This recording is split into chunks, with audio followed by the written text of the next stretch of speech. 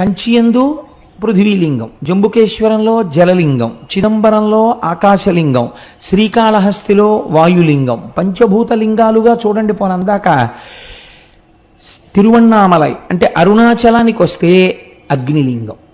ఇప్పుడు మీరు ఒక్క విషయాన్ని గమనించండి. పృథివీలింగం అంటే మీకు తెలుస్తోంది పృథివీ, జలలింగం అంటే తెలుస్తోంది నీరు, ఆకాశలింగం అంటే తెలుస్తోంది ఏమీ లేకుండా అంతటా పరమాత్మ ఉన్న స్థితి.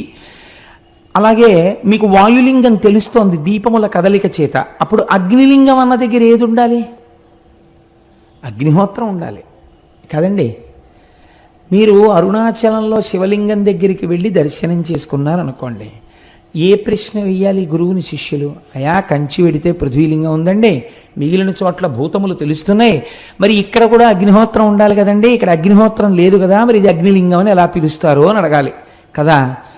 ఇక్కడ రాశీభూతమైన జ్ఞానాగ్ని, అది జ్ఞానాగ్నియే. అందుకే స్కాంద పురాణం అంది జీవి యొక్క ప్రయాణాన్ని, మనుష్య ప్రయాణం అనకండి, జీవుడు లోపల ఉన్న జీవుడు ఎన్ని దేశముల నుండి నే వచ్చినానో నిన్న విన్నారు కదా. ఇదేంటి, ఎందరో రోతల్లులెందరో తండ్రులెందరో తన వారులెందరో సుతులు, ఎంతమంది అయ్యారో ఇప్పటికీ. కాబట్టి ఈ జీవయాత్ర వెళ్ళిపోతూనే ఉంది. ఏ దేశమున నుండి ఈ చటకు వచ్చి తినో, ఏ అమెరికాలో పుట్టామో భోగదేశాల్లో, అదృష్టం కొద్దీ ఇప్పుడు కర్మభూమిలోకి వచ్చాం, పుణ్యభూమిలోకి. ఎక్కడి నుంచి ఇక్కడికి వచ్చానో, మళ్ళీ ఈ చట నుండి నే పోదు ఏ దేశమునకు, మళ్ళీ ఎక్కడికి పోతాము. కాబట్టి జీవకోటి యాత్రలో ఒక అడ్డంగా గీత పెడతారట. ఏమా గీత అంటే అరుణాచల ప్రవేశమునకు పూర్వము, అరుణాచల ప్రవేశము తదనంతరము. అరుణాచలేశ్వరుడు దర్శనం పెట్టరు, మీరు జాగ్రత్తగా గుర్తుపెట్టుకోండి. అరుణాచల ప్రవేశమునకు పూర్వము, అసలు అరుణాచలంలోకి ప్రవేశించాడా ఇది చూస్తారు. రెండవది అరుణాచల ప్రవేశమునకు తరువాత, అరుణాచలంలో ఒకసారి ప్రవేశిస్తే ఆ జీవి యొక్క జీవితం ఇంకొకలా ఉంటుంది, అక్కడి నుంచి గీత కొట్టి ఇంకోలా చూస్తారు. కాబట్టి అందరూ అరుణాచలంలోకి ప్రవేశించలేరు, ఇది ఒక సిద్ధాంతం ఉంది. అయితే నాకు దీని గురించి కించిత్ అనుమానం ఉండేది. ఇది ఎప్పుడో ఉంటుంది కదా, ఇప్పుడు రైళ్ళు వచ్చేసాయి, బస్సులు వచ్చేసాయి, అనేకం వచ్చేసాయి, ఇప్పుడు కూడా అలా ప్రతిబంధకాలు ఉంటాయా అని నాకు అనుమానం ఉండేది. నేను మొట్టమొదటిసారి అరుణాచలం వెళ్ళినప్పుడు, ఈ సభలో ఎవరైనా ఉన్నారో లేరో నాతో వచ్చిన వాళ్ళు, శంకరం గారు ఉన్నారేంటే మీరు సాక్ష్యం అయితే, నాకు ఈ అనుమానం ఉండేది. చిత్రం ఏంటంటే, మేము చెన్నై నుంచి అరుణాచలం వెడుతుంటే వ్యాన్ బరస్ట్ అయిపోయింది. బరస్ట్ అయిపోతే దిగిపోయి కూర్చున్నాం. వాడు వెళ్ళి టైర్లు తెచ్చి మళ్ళీ టైర్లు మార్చాడు. మళ్ళీ కొంచెం దూరం వెళ్ళింది, మళ్ళీ బరస్ట్ అయిపోయింది. చీకటి పడిపోతోంది, రోడ్డు మీద నిలబడిపోయాం. మేము అరుణాచలంలోకి ప్రవేశించలేదు. అప్పుడు నాకు అర్థమైంది, ఎన్నున్నా అరుణాచల ప్రవేశానికి ఈశ్వరానుగ్రహమే కారణం కావాలి అని.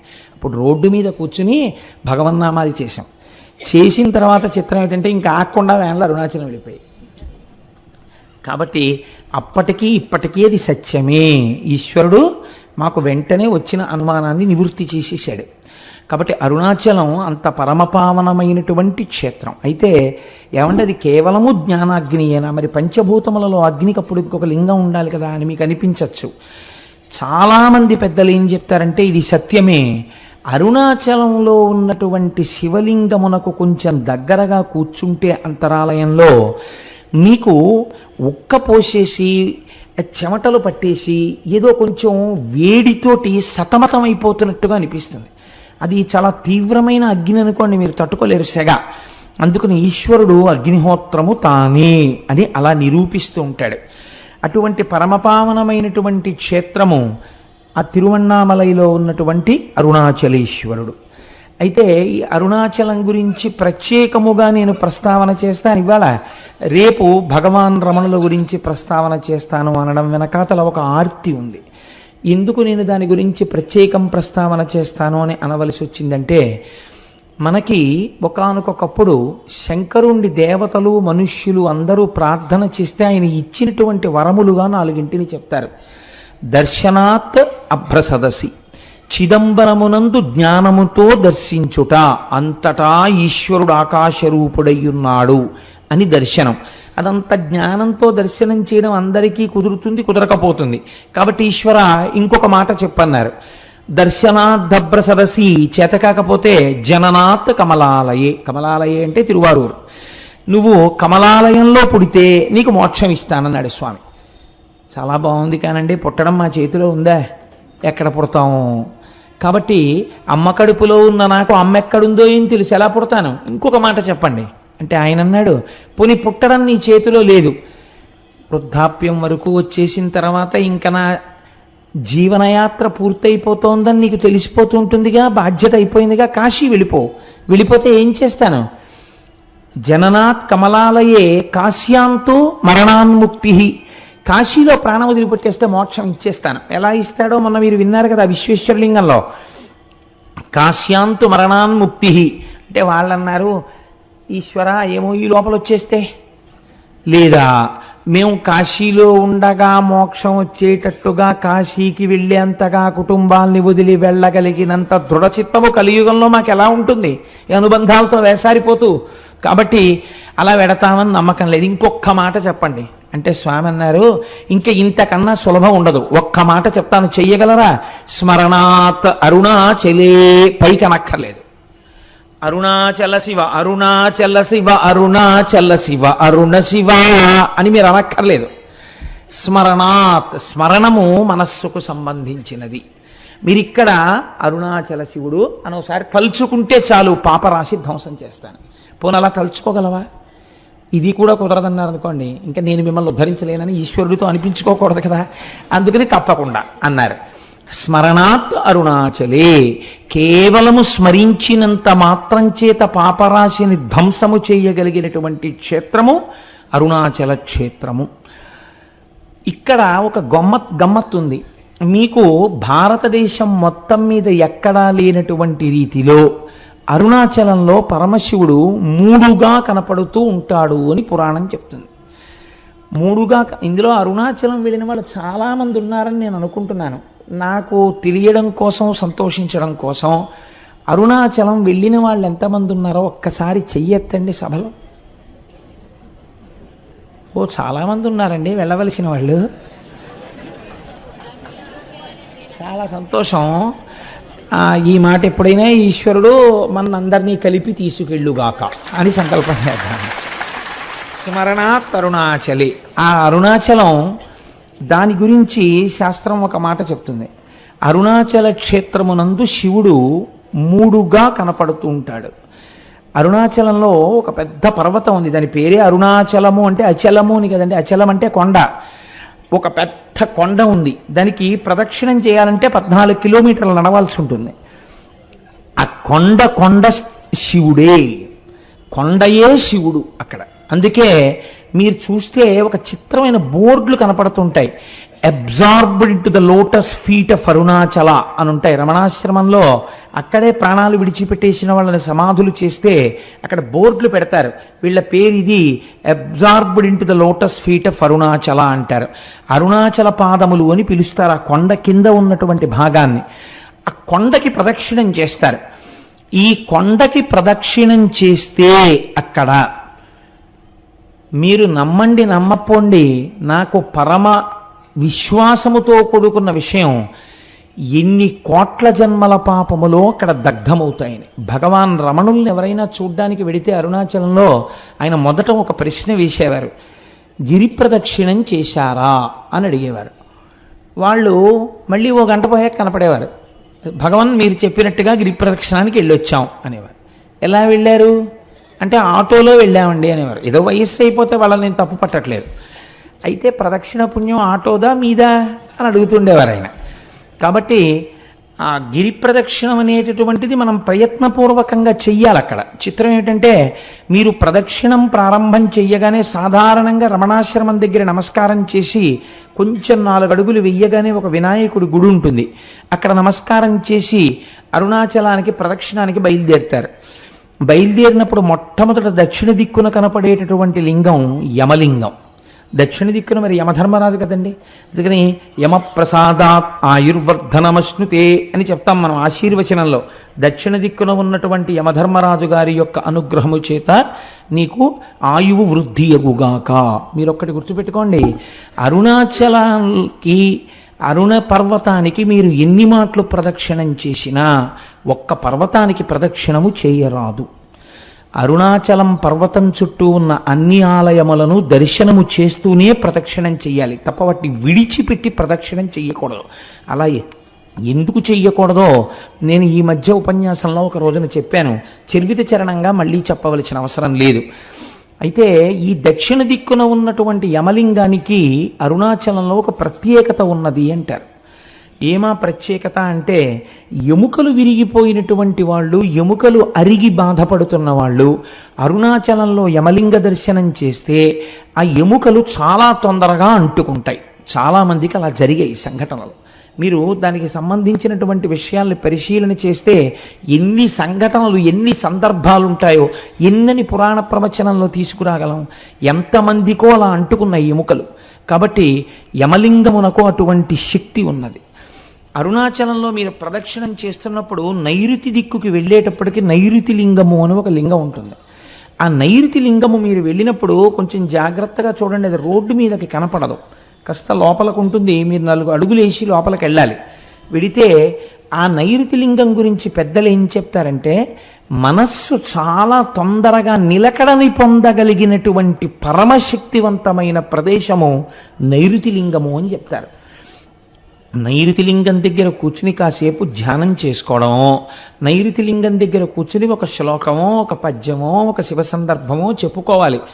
నేను ఎప్పుడు అరుణాచలం వెళ్ళినా నాతో పాటు ఎవరో భక్తులు ఏదో పాపం వీడితో పెడితే ఏదో చెప్తాడని ఆశ, నాకేం తెలుసు కనుక వస్తూ ఉంటారు.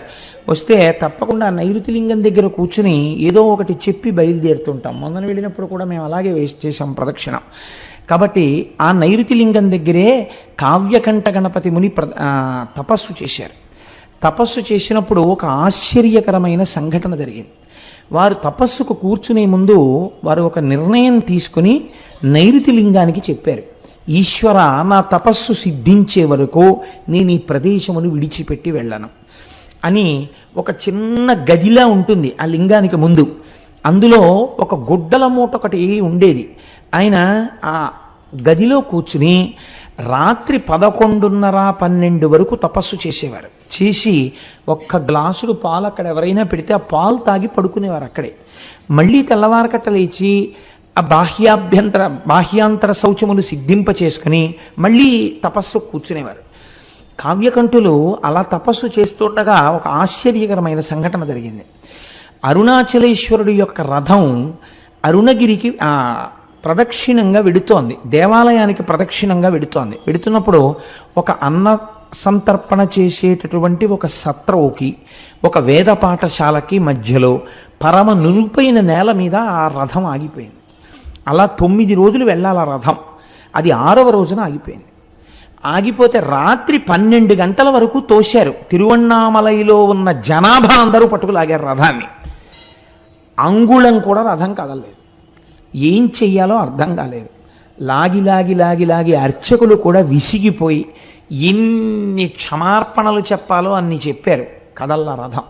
రథం మీద మూర్తులను అలాగే వదిలిపెట్టేసి ఒక 10 మందిని కాపలా పెట్టి, రేపటి రోజు ఉదయం వచ్చి మళ్ళీ రథం లాగుతాం స్వామి, మమ్మల్ని మన్నించు అని చెప్పి ఎవరిళ్ళక వాళ్ళు వెళ్ళిపోయారు అర్చకులు కూడా.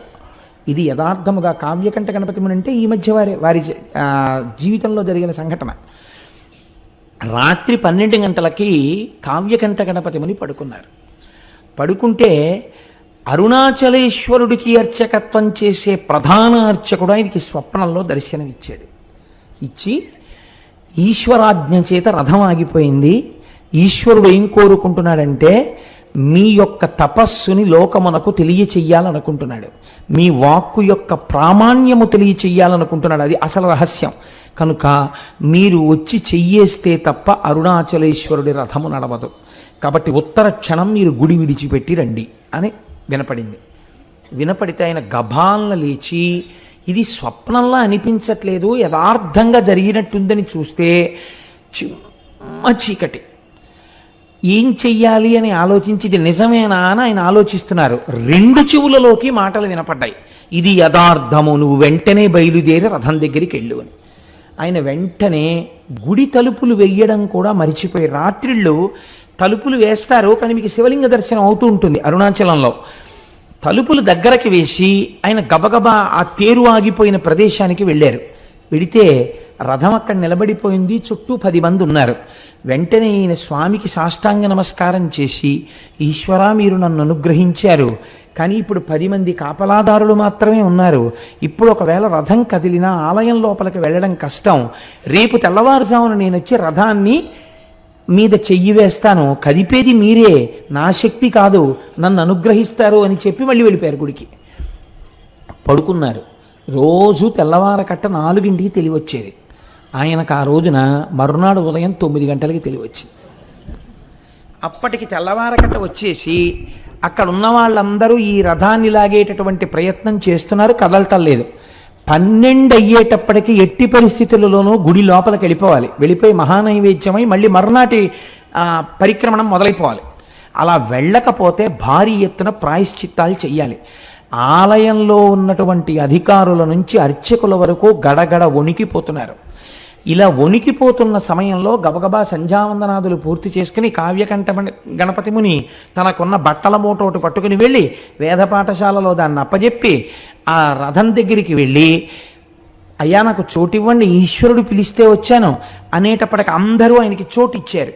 ఆయన 2 మోకుల మధ్యలోకి వెళ్ళి సాష్టాంగ నమస్కారం చేసి, అరుణాచలేశ్వర నువ్వు పిలిస్తే నేను వచ్చాను, నువ్వు చెప్పిన మాట నిలబెట్టు అని కుడి చెయ్యి వేసి, ఇలా ఉంటారు కావ్యకంఠ గణపతి ముని, కుడి చెయ్యి వేసి ఇలా అన్నారు. అంతే, చాలామంది కలిపి తేలిక వాహనాన్ని లాగేస్తే ఒక్కసారి ఎలా దూకుతుందో, అలవాట్లేనివాడు ఫస్ట్ గేర్ వేసేసి యాక్సిలేటర్ వదిలేస్తే బండి ఎలా దూకుతుందో అలా ఒక దూకింది అరుణాచలం రథం. దూకి గుళ్ళోకి వెళ్ళిపోయింది. వెంటనే ఎవరు రాయి బక్కబాపడు, ఎవరింతటి మహాత్ముడు, ఈయన్ని ఎలాగైనా పట్టుకోవాలనుకుని చూశారు. చిత్రం ఏమిటంటే మహాత్ములైనటువంటి వారు గుర్తింపుల కోసం వెంపర్లాడరు. వాళ్ళు చూసేటప్పటికే సందులు గొంతుల్లో పడైన వెళ్ళిపోయారు, ఎవ్వరికీ కనపడలేదు. అరుణాచలేశ్వరుడు కావ్యకంఠ గణపతి ముని యొక్క తపస్సుకి తొందరగా పలికినటువంటి ప్రదేశం నైరుతిలింగ స్థానం. కాబట్టి ఆ నైరుతిలింగం దగ్గరికి వెళ్ళినప్పుడు మనం ప్రత్యేకించి అరుణాచలేశ్వర నీ అనుగ్రహాన్ని మా యందు ప్రసరించు అని మనం చక్కగా అక్కడ నమస్కారం చేసుకోవాలి. అరుణగిరికి తప్పకుండా ప్రదక్షిణం చెయ్యండి అని అనడం వెనకాతల ఒక కారణం ఉంది. మీరు వెళ్ళేటప్పుడు అన్ని దిక్కుల యందు మీకు ఆలయాలు కనపడతాయి. చంద్రలింగం, సూర్యలింగం, ఉత్తరాన కుబేరలింగం, ఈశాన్యంలో లింగం, ఆగ్నేయంలో లింగం, అన్ని శివాలయాలు ఉంటాయి.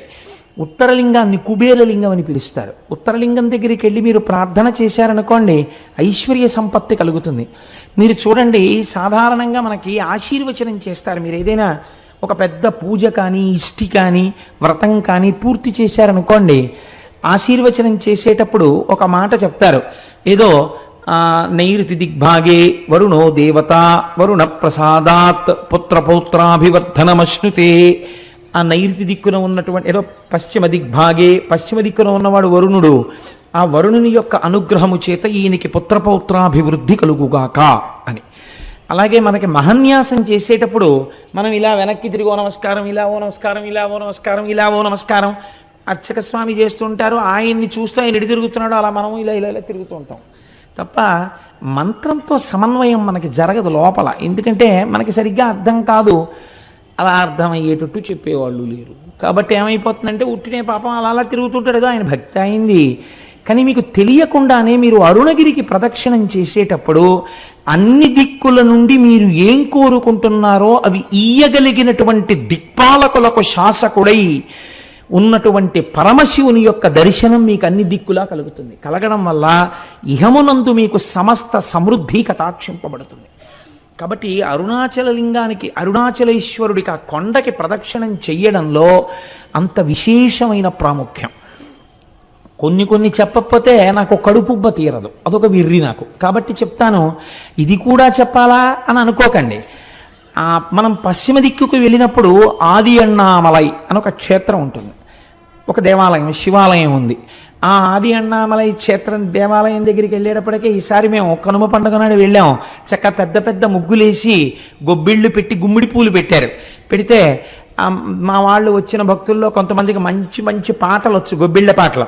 ఆ గొబ్బిళ్ళ పాటలు పాడుతుంటే మాతో వచ్చిన వాళ్ళందరూ ఆ గొబ్బిళ్ళకి చక్కగా నాట్యం చేస్తూ కన్నెపిల్లలకి మంచి భర్తలు రావాలని ప్రదక్షిణాలు చేయించి పాటలు పాడించి ఎంత ముచ్చట్లాడామో, ఎంత సంతోషం పడ్డామో శివుడి సన్నిధానంలో ఆ పండగ చేసుకుంటూ. అసలు కనుమ అంటే మీరు అరుణాచలంలో చూడాలి. పశువుకి పూజ కదండి. పశు రూపంలో నిలబడిన వాడెవరు? నందీశ్వరుడు. మీరు చూసి తీరాలి. మొన్న కనుమ పండుగ నాడు నాతో వచ్చిన వాళ్ళందరూ ఇక్కడే ఉన్నారు. వీళ్ళందరూ అయితే ఎంత పొంగిపోయారంటే, కోటేశ్వరరావు ఎలాగో శివమహాపురాణం జరుగుతోంది కదా, మా అచ్చయ్య శాస్త్రి గారు అయితే ఎంత ముచ్చట పడిపోయారంటే, కోటేశ్వరరావు నేను పెద్ద నందించి ఏం చేస్తాను, కనుమ నాడు మన అందరం ఇక్కడ చేసినట్టే అలంకారం చేద్దామా అండి అని అడిగారు. మీకు చిత్రం తెలుసా? అరిసెల దండల దగ్గర నుంచి, కజ్జికాయల దండల దగ్గర నుంచి, 5 స్టార్ చాక్లెట్ల దగ్గర నుంచి, కాయగూరల దగ్గర నుంచి, ఏమ్మా పాప్కారం దండల దగ్గర నుంచి నందీశ్వరుడికి అలంకారం చేసేస్తారు. చక్కగా శీకాకాయ రసంతో ఆయనకి అభిషేకం చేసి రుద్రంతో కడిగి తెల్లవారకట నుంచి ఉంటే అవి కూడా చూడొచ్చు. చక్కగా స్వామికి అభిషేకం చేసి తైలమర్దనం చేసి అలంకారం చేస్తారు. చూసి తీరాలి. ఏమో ఈశ్వరుడు అనుగ్రహిస్తే సర్వసమర్థులైన వాళ్ళు గోపాలకృష్ణ గారు, దొరగారు, ఇలాంటి వాళ్ళు అందరూ ఉన్నారు కాబట్టి ఇక్కడ నానాజీ గారును నందికేశ్వర చరిత్ర చెప్పినప్పుడు నందీశ్వరుణ్ణి అలా అలంకరించే ప్రయత్నం చేద్దాం ఒకసారి. ఇక్కడ మేము ఒక్కళ్ళమే అనుభవించడమే, మీరు కూడా అలా నందీశ్వరుణ్ణి ఎలా అలంకారం చేస్తారో చూద్దురు. కానీ అక్కడ చూడగానే ఆ రోజున నాతో పాటు ఉన్న వాళ్ళందరూ రిజర్వ్ చేసేసుకున్నారు. జంతికల దండలు మావంటే, చెగోడీల దండలు మావంటే, కజ్జికాయల దండలు మావంటే వాళ్ళు చూశారు కాబట్టి వాళ్ళు అవన్నీ రిజర్వ్ చేసుకున్నారు కూడా. కాబట్టి అన్నమాట ఉత్తినేందుకు పోవాలి, వాళ్ళ అలంకారం కూడా చేస్తారు. నందికేశ్వర చరిత్ర చెప్పిన రోజున వీలైతే బసవయ్యని మనం ఇక్కడ అలా అలంకారం చేసి ప్రదక్షిణం చేసి నమస్కరిద్దాం. కనుక ఏమిటో ఎటు నుంచి ఎటుపోతుందో ప్రసంగం. నైరుతి దిక్కున ఉన్నటువంటి ఆ స్వామి యొక్క దర్శనము కావ్యకంఠ గణపతి మునికంతటి కటాక్షాన్ని అనుగ్రహించింది. ఆ అరుణాచలేశ్వరుడికి చేసినటువంటి ప్రదక్షిణం మనకి ఇహమునందే కాదు, పరమనందు సుఖాన్ని మోక్షమును కూడా ఇవ్వగలదు. ఎందుకు ప్రదక్షిణం చెయ్యాలి? కేవలం కాళ్ళతో నడిస్తే పాపం పోతుందా? అలా ఎలా పోతుందని అడిగేవారు. అడిగితే భగవాన్ రమణులు ఒక మాట చెప్తుండేవారు. వారు చెప్పినది సాధికారికం కదా. ప్రదక్షిణం అనగా అనగా సమస్త పాపరాశిని ధ్వంసము చేయుట. నేను అరుణగిరికి ప్రదక్షిణానికి బయలుదేరుతున్నాను అని మీరు అన్నారనుకోండి, అని స్నానం చేసి ప్రదక్షిణ ప్రారంభం చేస్తూ నమస్కారం చేసుకుంటున్నప్పుడు ఏమంటారు? ఈశ్వర, ఈ ప్రదక్షిణం ఏ విఘ్నం లేకుండా నా ఒంటి యందు శక్తి నిలబడి నేను చక్కగా చేసుకునేటట్టు అనుగ్రహించు అని మీరు మొదటి అడుగు తీసి ఇలా వెయ్యగానేట అంత పెద్ద స్థూల రూపుడైన పరమశివుడికి ప్రదక్షిణానికి మీరు ప్రయత్నపూర్వకంగా ఒక అడుగు పెట్టారు కనుక అడుగు ఇలా తీసి వెయ్యగానే పాపరాశిని ధ్వంసం చేసేస్తాట. పాపరాశిని ధ్వంసం చేసి ఈ అడుగు ఇలా వేసినప్పుడు వెనక అడుగు స్థిరంగా ఉంటుంది కదండి. మళ్ళీ రెండో కాలు ఇలా పైకి లేవగానే ఎవరు శివుడిని నమ్మి మొదలు పెట్టారో వాళ్ళు ఏది జీవితంలో జరగాలని కోరుకుంటున్నారో దాన్ని ఇచ్చేస్తట. కాబట్టి పాపరాశి ధ్వంసమగుట, కోర్కె తీరుట. క్షి అంటే మీరు ఈ జన్మలో అనుభవించవలసినటువంటి కష్టములకు సంబంధించినటువంటి పాపములు ధ్వంసం చేయడం అనేటటువంటిది కుదరదు. ఎందుకంటే మీకు ఇక్కడ ఈ జన్మకి అనుభవించవలసినటువంటి పాపం ప్రారబ్ధం అంటారు. దాన్ని విడిచిపెట్టేసినటువంటి బాణంతో సమానం. కాబట్టి మీకు ఇప్పటికి ఏర్పడిపోయి ఉన్నటువంటి ఆగామి ఫలితం ఏదుందో దాన్నంతటినీ ధ్వంసం చేసి రాబో జన్మలకి కూడా ఏర్పడవలసినటువంటిది ఈ జన్మలో బ్రహ్మగారి రాత చేత ఏర్పడబోతున్న దాన్ని కూడా ధ్వంసం చేస్తారట. అంటే ఇంకా అలా చేయడం వల్ల అరుణగిరికి ప్రదక్షిణం చేసినటువంటి వాడికి పాపము పుణ్యము ఉండదు కనుక వాడు మోక్షమునకు అధికారి అగుచున్నాడు. కాబట్టి అరుణగిరికి ప్రదక్షిణం చెయ్యడం అనేటటువంటిది అంత పరమపావనమైన విషయమని, తప్పకుండా గిరి ప్రదక్షిణం చెయ్యాలని మనకి మహానుభావుడైనటువంటి భగవాన్ రమణులు నిర్దేశించిన విషయం, స్కాంద పురాణం నిర్దేశించినటువంటి విషయం.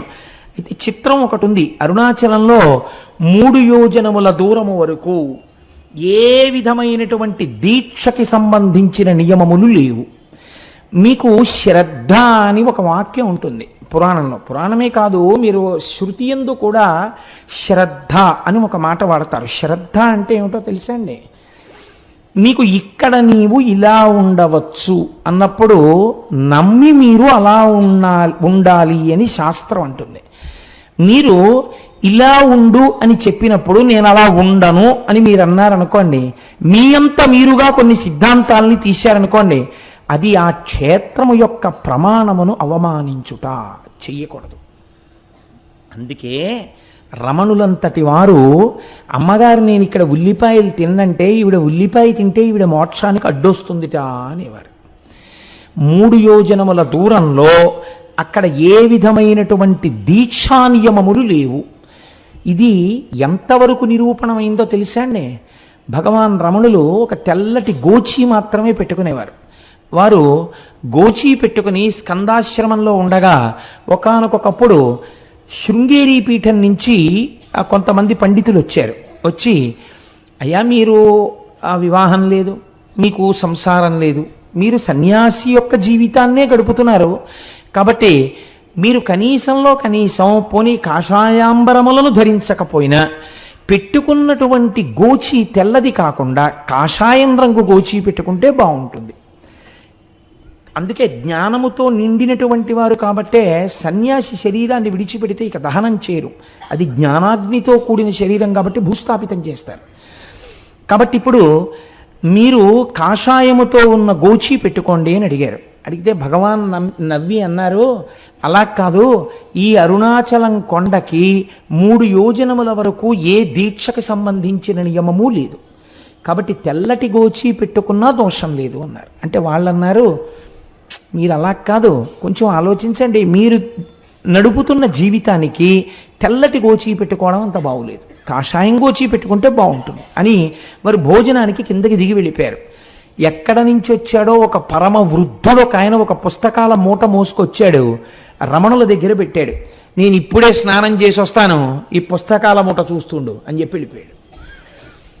శృంగగిరి నుంచి వచ్చినటువంటి పండితులు కిందకి వెళ్ళి స్నానం చేసి భోజనం చేసి మళ్ళీ కొండ మీదకి వచ్చారు రమణుల దగ్గరికి. వచ్చేటప్పటికి పుస్తకాల మూట అక్కడుంది, పైనున్న పుస్తకం ఎగురుతోంది. ఎగురుతున్న పేజీ దగ్గర ఏమిటి పుస్తకాలు అని వాళ్ళు ఇలా పేజీ మీద చెయ్యి వేసి చూశారు. చూస్తే దాని అనువాద పద్యాన్ని మీకు నేను వినిపిస్తున్నాను. అందులో ఉంది, యోజనంబులు 3 నిచట వాసమొనరించు వారగు వరనరులకు ఉండకున్నను దీక్షాదులొకటి అయిన ఆశరహిత మత్సాయుజ్య ప్రాప్తి సిద్ధ ఈశుడగు నాయాజ్ఞచే నెలమిమీరా. ఇది ఈశ్వరాజ్ఞ. ఇక్కడ దీక్షా నియమములు ఏమీ లేవు. ఇక్కడ కొండకి 3 యోజనముల పరిధిలో ఎటువంటి దీక్షలో లేకపోయినా ఈ కొండ యొక్క అగ్ని ప్రసరణము చేత వారు మోక్షమునకు అధికారులగుచున్నారు.